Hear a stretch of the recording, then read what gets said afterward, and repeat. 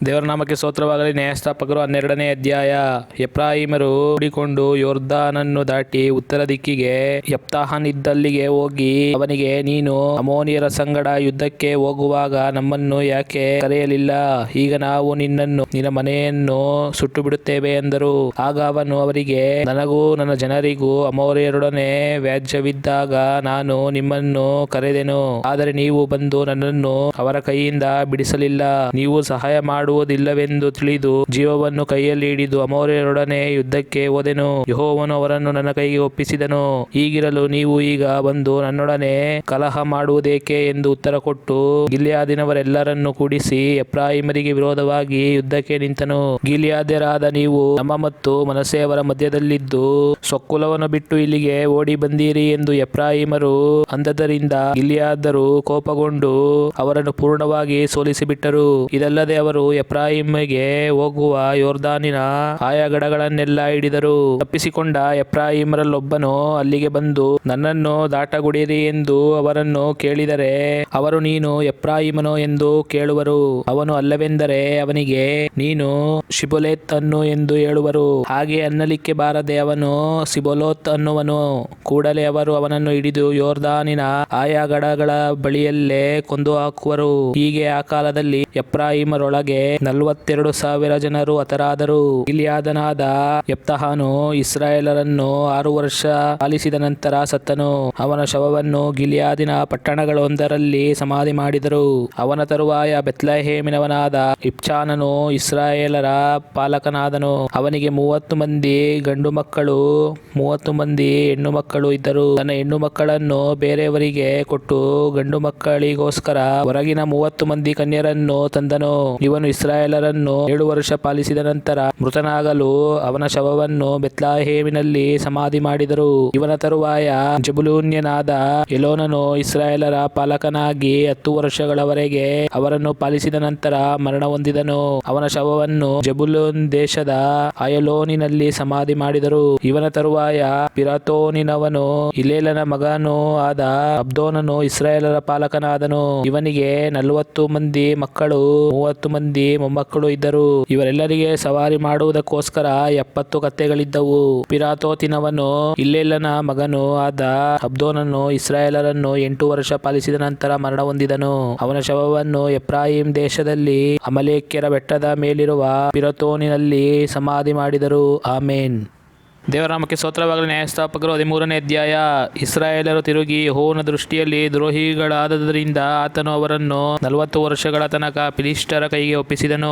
ಚೋರ್ಗಾ ಎಂಬ ಊರಲ್ಲಿ ದಾನ್ ಕುಲದವನಾದ ಮನೋಹ ಎಂಬ ಒಬ್ಬ ಮನುಷ್ಯನಿದ್ದನು. ಅವನ ಹೆಂಡತಿಯು ಬಂಜೆಯಾಗಿದ್ದರಿಂದ ಅವನಿಗೆ ಮಕ್ಕಳಿರಲಿಲ್ಲ. ಒಂದಾನೊಂದು ದಿವಸ ಯೆಹೋವನ ದೂತನು ಆಕೆಗೆ ಪ್ರತ್ಯಕ್ಷನಾಗಿ, ಇಗೋ, ಬಂಜೆಯಾಗಿ ಮಕ್ಕಳಿಲ್ಲದಿರುವ ನೀನು ಗರ್ಭವತಿಯಾಗಿ ಮಗನನ್ನು ಹೆರುವಿ. ಆದದರಿಂದ ಜಾಗರೂಕತೆಯಿಂದಿರು. ದ್ರಾಕ್ಷಾರಸವನ್ನಾಗಲಿ ಬೇರೆ ಯಾವ ಮದ್ಯವನ್ನಾಗಲಿ ಕುಡಿಯದಿರು. ಯಾವ ನಿಷಿದ್ಧ ಪದಾರ್ಥವನ್ನು ಊಟ ಮಾಡದಿರು. ನೀನು ಗರ್ಭವತಿಯಾಗಿ ಇರುವ ಮಗನ ತಲೆ ಮೇಲೆ ಕ್ಷೌರ ಕತ್ತಿಯನ್ನು ಉಪಯೋಗಿಸಲೇಬಾರದು. ಅವನು ಹುಟ್ಟಿದಂದಿನಿಂದ ದೇವರಿಗೆ ಪ್ರತಿಷ್ಠಿತನಾಗಿರುವನು. ಇಸ್ರಾಯೇಲರನ್ನು ಫಿಲಿಷ್ಟಿಯರ ಕೈಯಿಂದ ಬಿಡಿಸುವುದಕ್ಕೆ ಪ್ರಾರಂಭಿಸುವನು ಅಂದನು. ತರುವಾಯ ಆ ಸ್ತ್ರೀಯು ತನ್ನ ಗಂಡನ ಬಳಿಗೆ ಹೋಗಿ, ಒಬ್ಬ ದೇವಪುರುಷನು ನನ್ನ ಹತ್ತಿರ ಬಂದಿದ್ದನು. ಅವನ ರೂಪವು ದೇವದೂತನ ರೂಪದಂತಿದ್ದು ಭಯಂಕರನಾಗಿದ್ದನು. ನೀನು ಎಲ್ಲಿಂದ ಬಂದಿ ಎಂದು ನಾನು ಅವನನ್ನು ಕೇಳಲಿಲ್ಲ. ಅವನು ತನ್ನ ಹೆಸರನ್ನು ತಿಳಿಸಲಿಲ್ಲ. ಆದರೆ ನನಗೆ, ನೀನು ಗರ್ಭವತಿಯಾಗಿ ಮಗನನ್ನು ಹೆರುವಿ. ಆದ್ದರಿಂದ ನೀನು ದ್ರಾಕ್ಷಾರಸವನ್ನಾಗಲಿ ಬೇರೆ ಯಾವ ಮದ್ಯವನ್ನಾಗಲಿ ಕುಡಿಯದಿರು. ಯಾವ ನಿಷಿದ್ಧ ಆಹಾರವನ್ನು ಮುಟ್ಟಬೇಡ.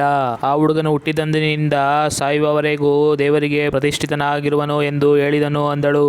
ಮನೋಹನು ಇದನ್ನು ಕೇಳಿ ಯೆಹೋವನಿಗೆ, ಸ್ವಾಮಿ, ದಯವಿರಲಿ.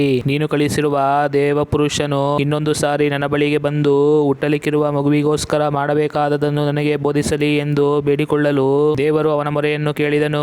ಆ ಸ್ತ್ರೀಯು ಹೊಲದಲ್ಲಿ ಕೂತಿರುವಾಗ ದೇವದೂತನು ತಿರುಗಿ ಬಂದನು. ಆಕೆಯ ಗಂಡನಾದ ಮನೋಹನು ಅಲ್ಲಿರಲಿಲ್ಲ. ಆದ್ದರಿಂದ ಆಕೆಯು ಬೇಗನೆ ಗಂಡನ ಬಳಿಗೆ ಹೋಗಿ, ಮೊನ್ನೆ ನನಗೆ ಪ್ರತ್ಯಕ್ಷನಾದ ಪುರುಷನು ತಿರುಗಿ ಬಂದಿದ್ದಾನೆಂದು ತಿಳಿಸಲು ಅವನೆದ್ದು ಹೆಂಡತಿಯೊಡನೆ ಬಂದು ಆ ಪುರುಷನಿಗೆ, ಮೊನ್ನೆ ಈಕೆಯೊಡನೆ ಮಾತನಾಡಿದವನು ನೀನೋ ಎಂದು ಕೇಳಲು ಅವನು, ಹೌದು, ನಾನೇ ಎಂದನು. ಆಗ ಮನೋಹನು, ನೀನು ಹೇಳಿದ್ದು ನೆರವೇರಿದಾಗ ನಾವು ನಾವು ಆ ಮಗುವಿಗೋಸ್ಕರ ಮಾಡತಕ್ಕದ್ದೇನು, ಅವನನ್ನು ಹೇಗೆ ನಡೆಸತಕ್ಕದ್ದು ಎಂದು ಕೇಳಲು ಯೆಹೋವನ ದೂತನು ಮನೋಹನಿಗೆ, ನಾನು ಹೇಳಿದ್ದನ್ನೆಲ್ಲ ಈಕೆಯು ಜಾಗರೂಕತೆಯಿಂದ ಕೈಕೊಳ್ಳಲಿ. ದ್ರಾಕ್ಷ ಫಲವನ್ನು ತಿನ್ನದಿರಲಿ, ದ್ರಾಕ್ಷಾರಸವನ್ನಾಗಲಿ ಬೇರೆ ಯಾವ ಮದ್ಯವನ್ನಾಗಲಿ ಕುಡಿಯದಿರಲಿ, ನಿಷಿದ್ಧ ಆಹಾರವನ್ನು ಮುಟ್ಟದಿರಲಿ, ಹೀಗೆ ನಾನು ಆಜ್ಞಾಪಿಸಿದ್ದನ್ನೆಲ್ಲ ಕೈಕೊಳ್ಳಲಿ ಎಂದನು. ಮತ್ತು ಮನೋಹನು ಯೆಹೋವನ ದೂತನನ್ನು, ನಾವು ನಿನಗೋಸ್ಕರ ಒಂದು ಹೋತಮರಿಯನ್ನು ಪಕ್ವ ಮಾಡಿ ತರುವವರೆಗೂ ದಯವಿಟ್ಟು ಇಲ್ಲೇ ನಿಲ್ಲಬೇಕೆಂದು ಬೇಡಿಕೊಳ್ಳಲು ಅವನು, ನೀನು ನನ್ನನ್ನು ನಿಲ್ಲಿಸಿಕೊಂಡರೂ ನಾನು ನಿನ್ನ ಆಹಾರವನ್ನು ಊಟ ಮಾಡುವುದಿಲ್ಲ. ಯಜ್ಞ ಮಾಡಬೇಕೆಂದು ನಿನಗೆ ಮನಸ್ಸಿದ್ದರೆ ಅದನ್ನು ಯೆಹೋವನಿಗೆ ಸಮರ್ಪಿಸು ಅಂದನು. ಅವನು ಯೆಹೋವನ ದೂತನೆಂಬುದು ಮನೋಹನಿಗೆ ಗೊತ್ತಿದ್ದಿಲ್ಲ. ಆದುದರಿಂದ ಅವನು ಆ ದೂತನನ್ನು, ನೀನು ಹೇಳಿದ್ದು ನೆರವೇರಿದಾಗ ನಿನ್ನನ್ನು ಸನ್ಮಾನಿಸಬೇಕೆಂದಿರುತ್ತೇನೆ, ನಿನ್ನ ಹೆಸರೇನು ಎಂದು ಕೇಳಿದನು. ಯೆಹೋವನ ದೂತನು, ನನ್ನ ಹೆಸರನ್ನು ಕೇಳುವುದೇಕೆ, ಅದು ಆಶ್ಚರ್ಯಕರವಾದದ್ದು ಅಂದನು. ಮನೋಹನು ಹೋತಮರಿಯನ್ನು ಧಾನ್ಯ ದ್ರವ್ಯವನ್ನು ತಂದು ಬಂಡೆಯ ಮೇಲಿಟ್ಟು ಯೆಹೋವನಿಗೆ ಸಮರ್ಪಿಸಿದನು. ಮನೋಹನು ಅವನ ಹೆಂಡತಿಯು ನೋಡುತ್ತಿರುವಾಗಲೇ ಯೆಹೋವನ ದೂತನು ಆಶ್ಚರ್ಯವನ್ನು ನಡೆಸಿದನು. ಏನೆಂದರೆ ಅವನು ಯಜ್ಞವೇದಿಯಿಂದ ಆಕಾಶಕ್ಕೆ ಹೋಗುತ್ತಿರುವ ಅಗ್ನಿಜ್ವಾಲೆಯೊಳಗೆ ಮೇಲಕ್ಕೇರಿ ಹೋದನು. ಅವರು ಇದನ್ನು ನೋಡುತ್ತಲೇ ನೆಲದ ಮೇಲೆ ಬೋರಲಾ ಬಿದ್ದರು. ಯೆಹೋವನ ದೂತನು ಮನೋಹನಿಗೂ ಅವನ ಹೆಂಡತಿಗೂ ತಿರುಗಿ ಕಾಣಿಸಲಿಲ್ಲ. ಆಗ ಮನೋಹನು ಆತನು ಯೆಹೋವನ ದೂತನೆಂದು ತಿಳಿದು ತನ್ನ ಹೆಂಡತಿಗೆ, ನಾವು ಸಾಯಬೇಕು, ದೇವರನ್ನು ಕಣ್ಣಾರೆ ಕಂಡೆವಲ್ಲ ಅನ್ನಲು ಆಕೆಯು ಅವನಿಗೆ, ಯೆಹೋವನು ನಮ್ಮನ್ನು ಕೊಲ್ಲಬೇಕೆಂದಿದ್ದರೆ ಆತನು ನಮ್ಮ ಕೈಯಿಂದ ಯಜ್ಞವನ್ನು ನೈವೇದ್ಯವನ್ನು ಸ್ವೀಕರಿಸುತ್ತಿದ್ದಿಲ್ಲ, ಈಗ ಇವುಗಳನ್ನೆಲ್ಲ ನಮಗೆ ತೋರಿಸುತ್ತಿದ್ದಿಲ್ಲ, ಹೇಳುತ್ತಿದ್ದಿಲ್ಲ ಅಂದಳು. ಆ ಸ್ತ್ರೀಯು ಮಗನನ್ನು ಎತ್ತು ಆತನಿಗೆ ಸಂಸೋನನೆಂದು ಹೆಸರಿಟ್ಟಳು. ಹುಡುಗನು ದೊಡ್ಡವನಾದನು, ಯೆಹೋವನ ಆಶೀರ್ವಾದವು ಅವನ ಮೇಲಿತ್ತು. ಇದಲ್ಲದೆ ಅವನು ಚೋರ್ಗಾಕ್ಕೂ ಎಷ್ಟಾವೋಲಿಗೂ ಮಧ್ಯದಲ್ಲಿರುವ ದಾನ್ ಕುಲದ ಪಾಳೆಯದಲ್ಲಿದ್ದಾಗ ಯೆಹೋವನ ಆತ್ಮವು ಅವನನ್ನು ಪ್ರೇರೇಪಿಸುತ್ತಿತ್ತು. ಆಮೇನ್.